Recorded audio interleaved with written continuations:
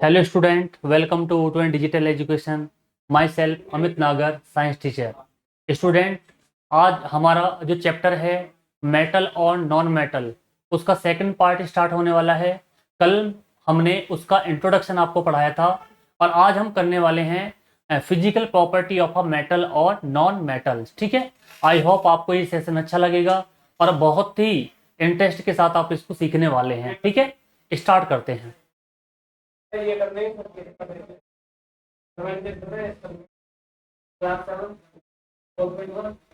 Start करते हैं। तो जो हमारा टॉपिक है वो है आपका physical property of a metals. सबसे पहले प्यारे बच्चों, हम फिजिकल प्रॉपर्टी ऑफ मेटल्स के बारे में बताते हैं। ठीक है, तो आपको ये चैप्टर है हमारा मेटल्स और नॉन मेटल। मैंने आपको बताया था कि अब तक हमें कितने एलिमेंट आइडेंटिफाई हैं। अब तक प्रेजेंट में हमें 188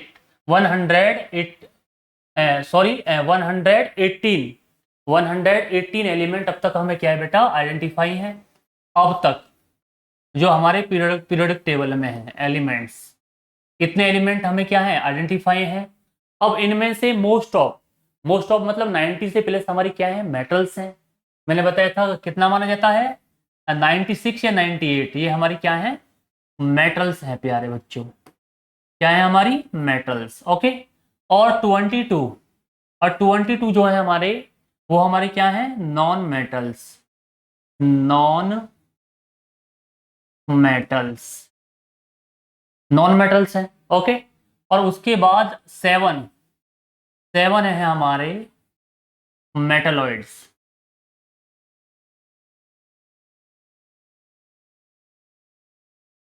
और 7 है हमारे क्या है बेटा मेटलॉइड्स। क्या है मेटलॉइड्स, क्लियर।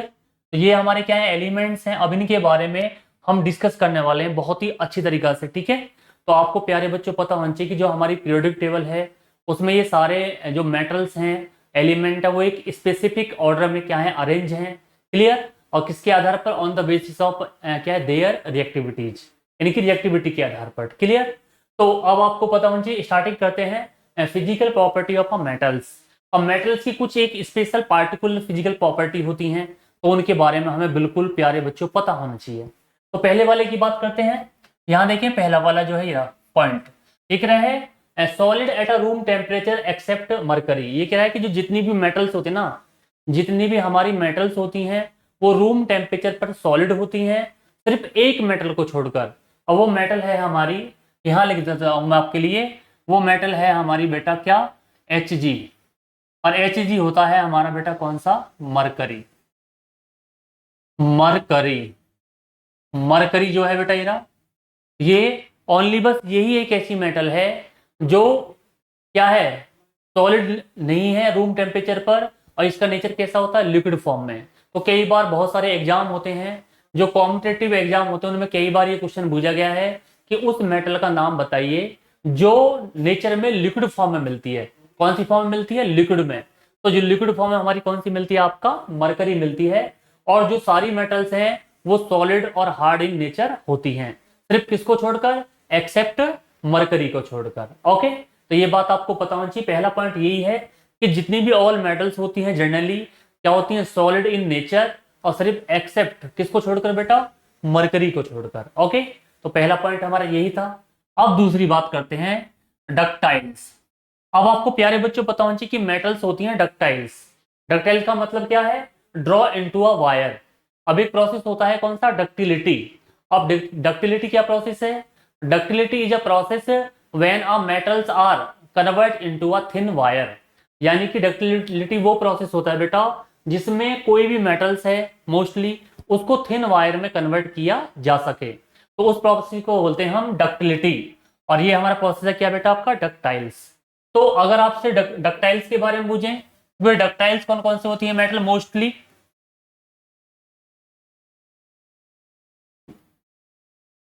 डक्टाइल्स के बारे में। तो डक्टाइल्स में बेटा आपकी दो मेटल बहुत मोस्ट इंपोर्टेंट हैं। एक तो आपका कौन सा Au और दूसरा आपका हो जाएगा Ag। Au Au हमारा होता है गोल्ड। क्या होता है बेटा गोल्ड होता है। और जो Ag है वो होती है हमारी कौन सी सिल्वर। ये मोस्ट डक्टाइल मेटल्स हैं, मोस्ट ज्यादा। अब प्यारे बच्चों अगर आपकी इंफॉर्मेशन के लिए मैं बता दूं कि जो एक गोल्ड होता है ना, गोल्ड जो हमारा सोना होता है, गोल्ड मेटल जो होती है, उसके 1 ग्राम से, ओनली 1 ग्राम से आप 2 किलोमीटर लंबा वायर बना सकते हैं। अगर आपसे कोई पूछे कि भाई किसी कोई मेटल ऐसी है जिसके 1 ग्राम से इतना लंबा वायर बन सके, तो ऐसा पॉसिबल है। वो है हमारी कौन सी बेटा? गोल्ड। तो गोल्ड एक ऐसी मेटल्स है जिसके 1 ग्राम से आप 2 किलोमीटर यानी कि 2 किलोमीटर लंबा वायर बना सकते हैं। क्लियर? तो डक्टिलिटी आपको समझ में आ गई कि डक्टिलिटी क्या होता है बेटा? डक्टिलिटी वो प्रोसेस होता है जिसमें किसी मेटल्स को थिन वायर में यानी कि पतले तारों में कन्वर्ट किया जा सके। ओके, ये पता होना चाहिए। और आगे बढ़ते हैं। दूसरा है मेलेबल। अब मेलेबल क्या है? Beaten into the thin sheet. Malleable का मतलब होता है कि जब किसी मेटल को हैमर्ड किया जाए और उसको एक थिन शीट यानी कि पतली शीट में कन्वर्ट किया जा सके, उसको हम बोलते हैं बेटा मेलेबल। और इस प्रॉपर्टी को बोलते हैं हम मेलेबिलिटी। क्या बोलते हैं? मेलेबिलिटी। अब मेलेबिलिटी क्या होती है? Malleability is a process when the metals are hammered, ठीक है, they easily convert into the thin sheet. यानी कि मेलेबिलिटी वो प्रोसेस होता है कि जब किसी मेटल को हैमर्ड किया जाए तो उसको पतली चादर में कन्वर्ट किया जा सके, तो उस प्रॉपर्टी को हम बोलते हैं बेटा मेलेबिलिटी। क्या बोलते हैं उसको? मेलेबिलिटी। अब मेलेबिलिटी का भी एग्जांपल ले लेते हैं। कौन कौन सी मेटल हैं जो आपकी बेस्ट मेलेबल होती हैं? तो यहां देखें,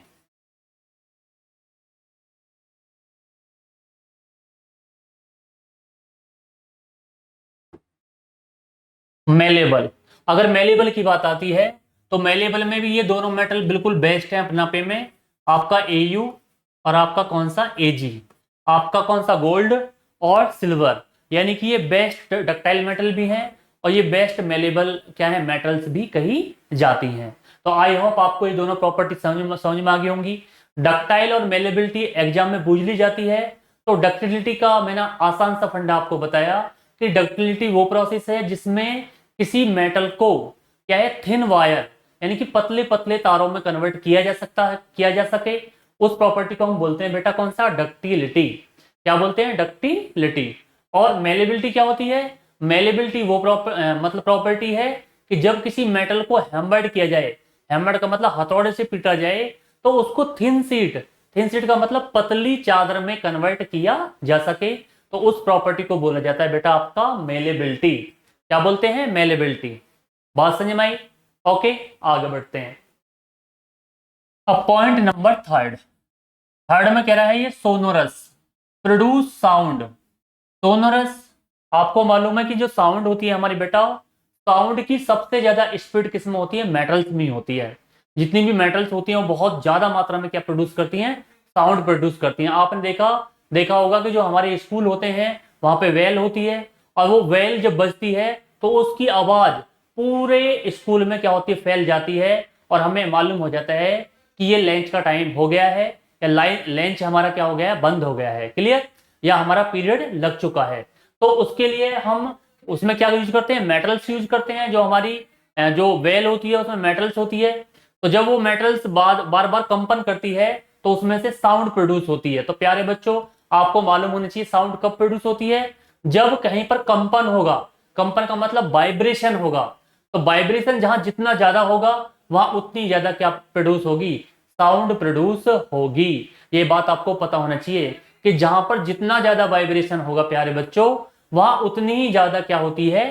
साउंड प्रोड्यूस होती है। अगर कोई आपसे पूछे कि साउंड की स्पीड सबसे ज्यादा किस में होती है, तो सबसे ज्यादा आपकी मालूम होनी चाहिए मेटल्स, जितनी भी हमारी मेटल्स होती हैं उनमें साउंड की स्पीड सबसे ज्यादा होती है। बिल्कुल ये पता होना चाहिए। क्लियर बेटा? तो ये पॉइंट था।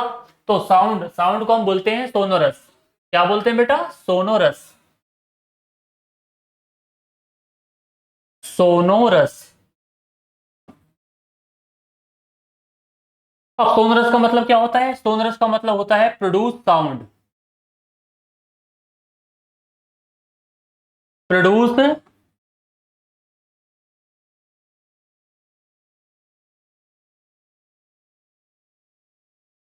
Produce sound. Sound. Clear? Produce sound. तो सोनरस आपको आई होप समझ में आया प्यारे बच्चों। अब हम करते हैं नेक्स्ट वाली बात। अब आता है लश्चर। अब लश्चर की बात करते हैं। लश्चर का मतलब होता है चमक। अब आपको पता है जितनी भी मेटल्स होती हैं प्यारे बच्चों, उनमें लगभग लगभग ऑलमोस्ट सब में क्या होती है, शाइनिंग होती है। शाइनिंग का मतलब चमक होती है। तो ये इनकी प्रॉपर्टी होती है कि जितनी भी आपकी क्या है नेचुरल शाइनिंग, जितनी भी मेटल्स है ना हमारी बेटा, उनमें क्या होता है, लश्चर होता है। लश्चर का मतलब वो चमक, यानी कि वो शाइनिंग क्या करती हैं, प्रोड्यूस करती हैं। यानी कि उनमें से क्या आती है प्यारे बच्चों, उनमें से चमक निकलती है, चमक, यानी कि चमक प्रोड्यूस होती है, ब्राइटनेस। तो ब्राइटनेस भी एक प्रॉपर्टी है किसकी, मेटल्स की। तो ये भी प्यारे बच्चों आपको पता होना चाहिए कि ऑलमोस्ट जितनी मेटल्स होती हैं वो क्या होती हैं, लश्चर। लश्चर का मतलब होता है क्या, प्रोड्यूस क्या है, ब्राइटनेस, यानी कि जिसमें चमक निकलती हो। तो चमक शो करती हैं कौन, मेटल्स। तो मेटल की ये भी प्रॉपर्टी होती है बेटा। ठीक है, आगे बढ़ते हैं।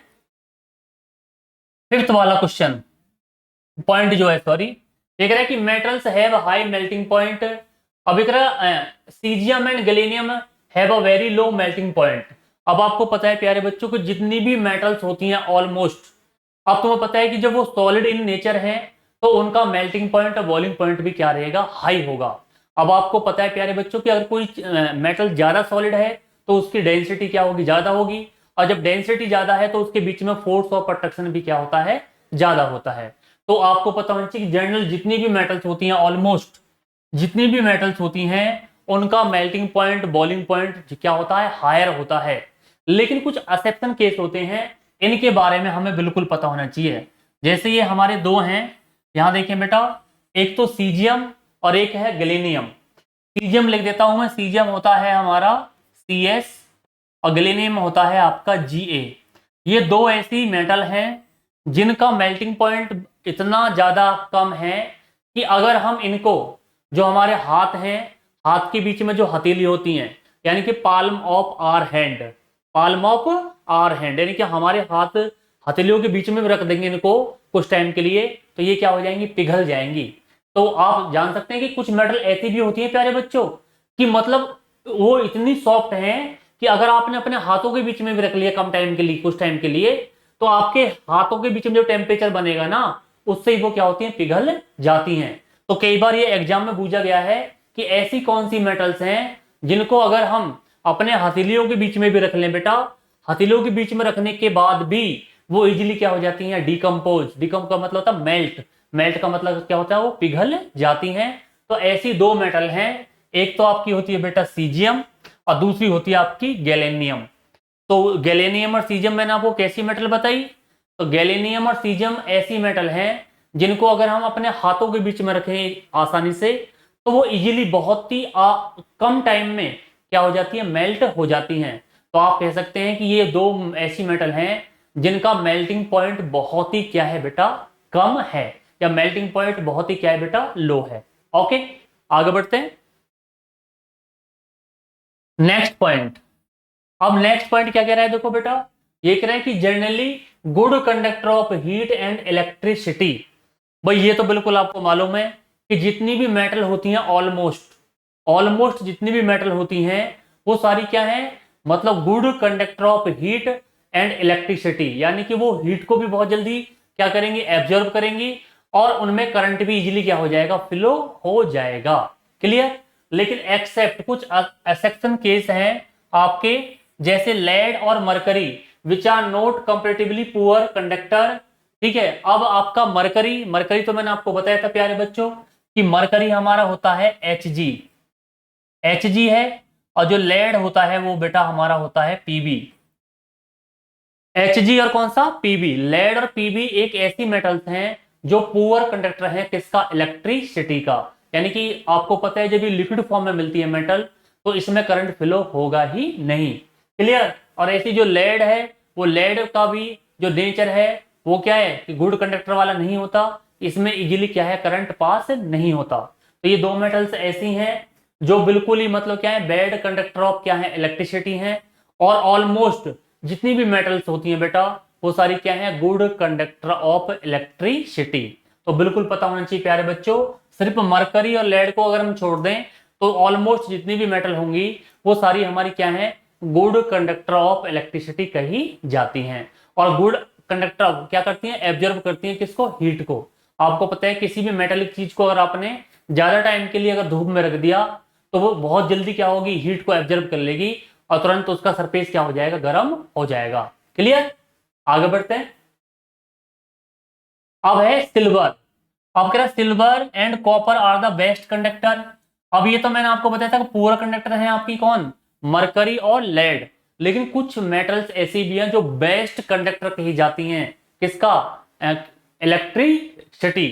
अब ऐसी कौन कौन सी मेटल है, अगर आपसे कोई पूछा जाए कि बेस्ट मेटल कौन सी है, कौन सी बेस्ट मेटल है जिसमें से सबसे तेजी से करंट का क्या होता है, फ्लो होता है, तो वो है प्यारे बच्चों आपके लिए, वो है आपकी सिल्वर। सिल्वर हमारा क्या होता है, एजी। एजी हमारा क्या होता है, सिल्वर होता है। तो सिल्वर क्या है, silver is the best conductor of electricity. उसके बाद और भी मेटल है आपकी, कौन सा, कॉपर Cu होता है, एल्यूमिनियम कौन सा होता है, Al होता है।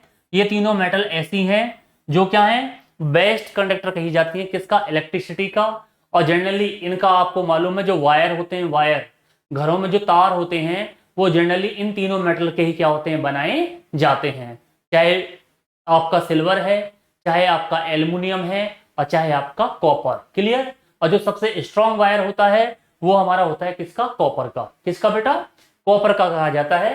तो ये मेटल्स क्या है, best conductor of electricity, best conductor of electricity कही जाती हैं ये। और सबसे पहले ज्यादा बेस्ट अगर कोई आपसे पूछे कि सबसे बेस्ट कौन है, तो वो हमारा क्या है, silver. Silver is the best conductor of electricity. Okay, आगे बढ़ते हैं। नेक्स्ट है तेरा, having high density. High density sodium and potassium can be cut with the knife, they have a low density. अब आपको प्यारे बच्चों मैंने आपको बताया बेटा कि जो मेटल जितनी ज्यादा हार्ड होगी, जो मेटल जितनी ज्यादा हार्ड है उसकी डेंसिटी उतनी क्या होगी, ज्यादा होती है। क्लियर।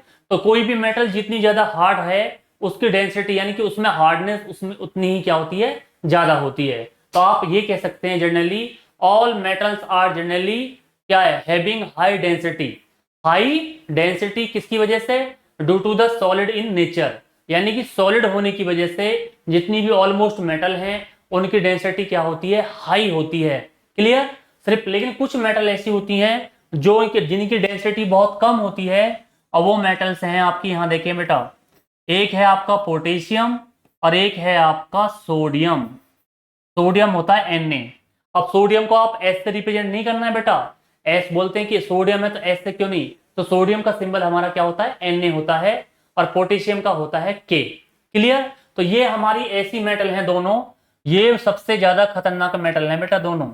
ये बहुत ही हाई रिएक्टिव मेटल, सबसे ज्यादा हाई रिएक्टिव मेटल ये दोनों ही हैं, आपका सोडियम एंड पोटेशियम। और जो हमारी एक रिएक्टिविटी सीरीज होती है उसमें जो किस ऑर्डर पे अरेंज की गई है, कौन सा, on the reactivity of a metal, metal की रिएक्टिविटी के आधार पर एक हमने एक सीरीज बनती है, उसको हम बोलते हैं रिएक्टिविटी सीरीज।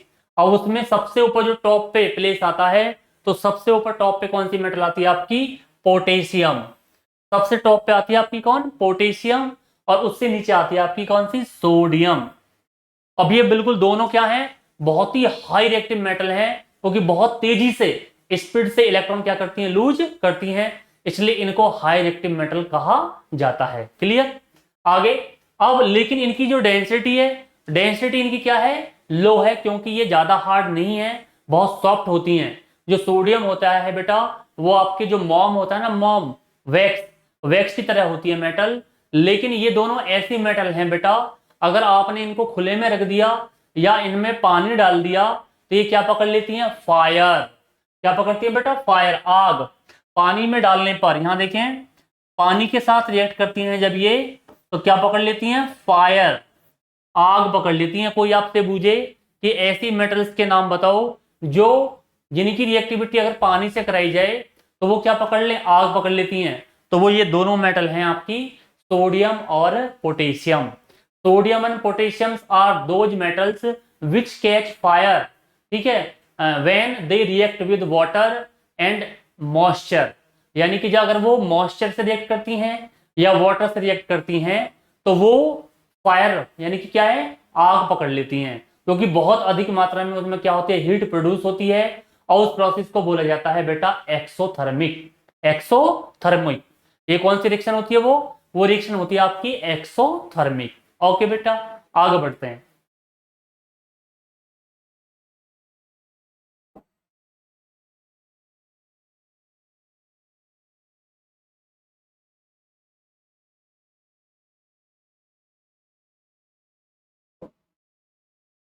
अब यहां देखें, अब ये कुछ फिजिकल प्रॉपर्टी है किसकी, नॉन मेटल्स की। तो ऑलमोस्ट मैं अगर आपको बता दूं काइंड योर इंफॉर्मेशन, कि जो नॉन मेटल्स होती हैं जस्ट अपोजिट प्रॉपर्टी शो करती हैं किसके, मेटल्स के। तो यहां देखें, अभी क्या है कि occurrence as a solid, gas and liquid, आपको पता होना चाहिए कि नॉन मेटल जो होती हैं वो तीनों कंडीशन में मिलती हैं बेटा। जो नॉन मेटल्स हैं वो तीनों कंडीशन मिलती हैं, सॉलिड में भी, लिक्विड में भी और गैस में भी। जैसे मैं आपको बता दूं, यहां पर, यहां देखते हैं नॉन मेटल्स।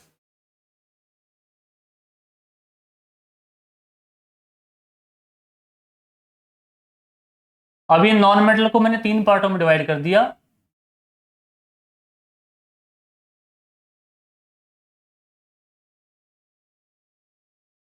ये आपका कौन सा, सॉलिड,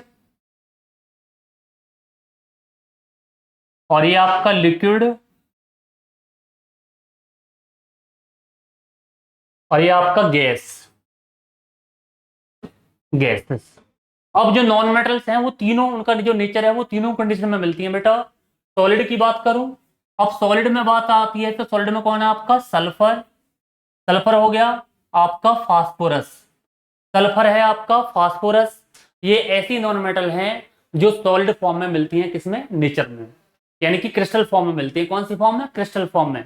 तो कोई तुमसे पूछे कि सॉलिड फॉर्म में कौन कौन सी नॉन मेटल मिलती हैं, तो वो आपका कौन सा होता है, सल्फर होता है। अब आपका कौन सा होता है, फास्फोरस, फास्फोरस होता है बेटा कौन सा, पी। ओके, दूसरी बात, अगर लिक्विड फॉर्म की बात बताऊंगी, कोई ऐसी नॉन मेटल भी है जो लिक्विड फॉर्म में मिलती है। ये क्वेश्चन भी बार बार जो आपके कंपटीशन होते हैं ना, बड़े बड़े एग्जाम होते हैं, दिल्ली पुलिस, यूपी पुलिस, ठीक है, इनमें सब में ये एग्जाम में क्वेश्चन कई बार पूछा जा चुका है कि ऐसी कौन सी नॉन मेटल है जो ओनली लिक्विड फॉर्म में क्या होती है, पाई जाती है। तो वो सिर्फ एक नॉन मेटल है प्यारे बच्चों, और उस नॉन मेटल का नाम है बी आर। बी आर का मतलब कौन सा, ब्रोमीन। बी आर क्या होता है आपका, ब्रोमीन। ब्रोमीन ही एक ऐसी नॉन मेटल है जो लिक्विड फॉर्म में क्या होती है, पाई जाती है। Clear, okay. उसके बाद गैस, गैस में तो बहुत सारी नॉन मेटल हैं, जो मोस्टली जो नॉन मेटल होती हैं वो क्या होती है, गैस इन नेचर होती हैं। जैसे आपका कौन सा है, हाइड्रोजन हो गया, आपका ऑक्सीजन हो गया, आपका क्लोरीन, ब्रोमीन हो गया, फ्लोरीन है, आयोडीन है। ये सारी क्या है, नॉन मेटल है। सारी क्या है बेटा, नॉन मेटल। आपका नाइट्रोजन एन हो गया। ये सारी वो नॉन मेटल हैं जो बेटा गैस फॉर्म में मिलती हैं, किसमें, नेचर में। तो आई होप आपको ये बात समझ में आ गई होगी कि जो नॉन मेटल्स होती हैं बेटा वो तीनों नेचर में मिलती हैं, मतलब सॉलिड में भी, आपका लिक्विड में भी और गैस में भी। सॉलिड में आपका आपको बताया मैंने, सल्फर, आपका पोटेशियम, ये सॉलिड फॉर्म में मिलती हैं। लिक्विड में आपको बताया सिर्फ एक ही ऐसी नॉन मेटल है जो लिक्विड फॉर्म में मिलती है, तो वो कौन सी है आपकी, ब्रोमीन। कौन सी है बेटा, ब्रोमीन, बी आर। और जो आपका गैस फॉर्म में मिलती है, गैस में ऑलमोस्ट सारी गैस फॉर्म में मिलती हैं, चाहे आपका हाइड्रोजन है, चाहे आपका नाइट्रोजन है, चाहे आपका ऑक्सीजन है, चाहे आपका ब्रोमीन है, फ्लोरीन है, आयोडीन है। ये सारी वो नॉन मेटल हैं जो नेचर में किस फॉर्म में पाई जाती हैं, आपकी गैस फॉर्म में पाई जाती हैं। ओके, तो आई होप आपको प्यारे बच्चों ये बिल्कुल समझ में आई होगी बात। क्लियर, आगे दूसरा पॉइंट देख लेते हैं। अभी कह रहा है कि generally bad conductor of heat and electricity. अब कह रहा है graphite a natural form of a carbon is a good conductor. भाई प्यारे बच्चों, मैंने बताया था कि जो नॉन मेटल्स होती हैं वो ऑलमोस्ट क्या है, बैड कंडक्टर ऑफ इलेक्ट्रिसिटी कही जाती हैं, कि उनमें करंट फ्लो नहीं होता। जितनी भी नॉन मेटल्स होती हैं उनमें करंट फ्लो नहीं होता है। बस एक ही नॉन मेटल है बेटा, एक ही नॉन मेटल है, इसको हम बोलते हैं graphite. Graphite is only one non metal which are called good conductor of electricity. यानी कि जो, जिसमें इजीली करंट क्या हो जाता है, पास हो जाता है, अब ग्रेफाइट एक एलोट्रॉप्स कहा जाता है, किसका? कार्बन का। अब एलोट्रॉप्स क्या होते हैं प्यारे बच्चों? कि जो कार्बन है वो इन्वायरमेंट में डिफरेंट डिफरेंट फॉर्म में क्या होता है? पाया जाता है, उसको हम बोलते हैं बेटा एलोट्रॉप्स। तो जो ग्रेफाइट है आपकी, ग्रेफाइट ग्रेफाइट एक एलोट्रॉपिक फॉर्म है किसकी? कार्बन की। तो क्लियर? तो आपका कोई पूछे कि ग्रेफाइट एक क्या है? ग्रेफाइट एक एलोट्रॉप्स कही जाती है किसकी? आपका जो आपका कार्बन है। और क्या है ये? Good conductor of electricity, good conductor of electricity कही जाती है प्यारे बच्चों। क्लियर? तो जनरली क्या होती हैं, जो ऑलमोस्ट जितनी भी नॉन मेटल होती हैं वो सारी क्या है? बैड कंडक्टर ऑफ इलेक्ट्रिसिटी होती हैं। सिर्फ एक ग्रेफाइट ही एक ऐसी नॉन मेटल है जो क्या है बेटा? Good conductor of electricity. Okay, आगे बढ़ते हैं, थर्ड पॉइंट पाते हैं बात पर। देख रहे हैं कि नॉन सोरोनस, ठीक है, non lustre, only iodine has a lustre. बिल्कुल बहुत इंपॉर्टेंट बात है कि सीधी सी बात है कि जब अगर इनको हैम्बर्ड करेंगे तो ये क्रिस्टल फॉर्म में है, तो ये क्या होती है? बिखर जाती हैं। और जब बिखर जाती हैं तो साउंड प्रोड्यूस ज्यादा होगी ही नहीं। तो जो साउंड की जो क्वालिटी है, साउंड किस में प्रोड्यूस होती है? मोस्टली मेटल्स में होती हैं, मेटल्स में प्रोड्यूस होती हैं। तो आपको पता होना चाहिए कि जो नॉन मेटल्स होती हैं वो सोनोरस नहीं होती, यानी कि उनमें से साउंड प्रोड्यूस नहीं होती है। लेकिन और दूसरा है आपका कौन सा? लस्टर। और जितनी भी नॉन मेटल है वो लस्टर नहीं होती, उनमें साइनिंग नहीं होती है, उनमें चमक नहीं होती है। सिर्फ एक ऐसी नॉन मेटल है जिसमें साइनिंग होती है बेटा, और वो कौन सी? आपकी आई। आई आपका होता है आयोडीन। आई क्या होता है बेटा? आयोडीन। आयोडीन, आयोडीन ही एक ऐसी नॉन मेटल है प्यारे बच्चों जो क्या करती है? लस्टर। लस्टर का मतलब जो चमक, जिसमें साइनिंग होती है। तो कोई आपसे पूछे कि name the metals, non metals which having shining surface या which having a lustre property, तो वो मेटल, नॉन मेटल कौन सी प्यारे बच्चों आपकी? वो आपकी सिर्फ एक ही नॉन मेटल है, और उस नॉन मेटल को हम बोलते हैं बेटा आयोडीन। आयोडीन होती है आपकी आई। क्लियर बेटा? आई होती है आपकी कौन सा? आयोडीन। तो iodine only one non metal which are having lustre property. Lustre का मतलब जिसमें चमकदार, यानी कि चमकदार, यानी कि जिसमें चमक होती है बेटा, ब्राइटनेस शो करती है, तो वो है आपकी कौन सी बेटा? आयोडीन। ओके, आगे बढ़ते हैं, लास्ट वाला पॉइंट। ठीक है कि मेटल फॉर्म बेसिक ऑक्साइड, बिल्कुल, magnesium oxide, while non metal form acidic oxide as in the acid rain.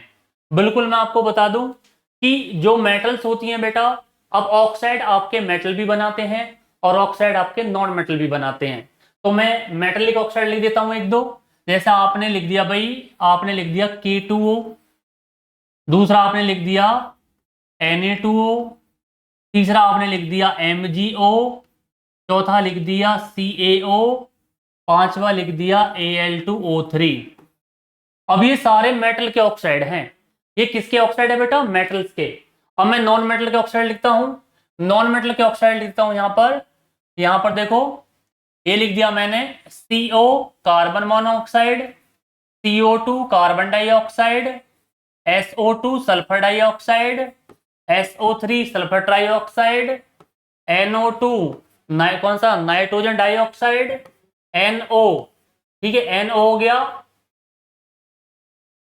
एक सेकंड, NO हो गया हमारा, N2O, N2O होगा बेटा कौन सा? Nitrous oxide. अब ये जितने भी आपके नॉन मेटल के ऑक्साइड हैं, इनका नेचर होता है एसिडिक इन नेचर। तो ये पेपर में कई बार पूछ लिया गया है एग्जाम में कि ये बताइए प्यारे बच्चों कि जो मेटल के ऑक्साइड होते हैं उनका नेचर क्या होता है, और जो नॉन मेटल के ऑक्साइड होते हैं उनका नेचर क्या होता है।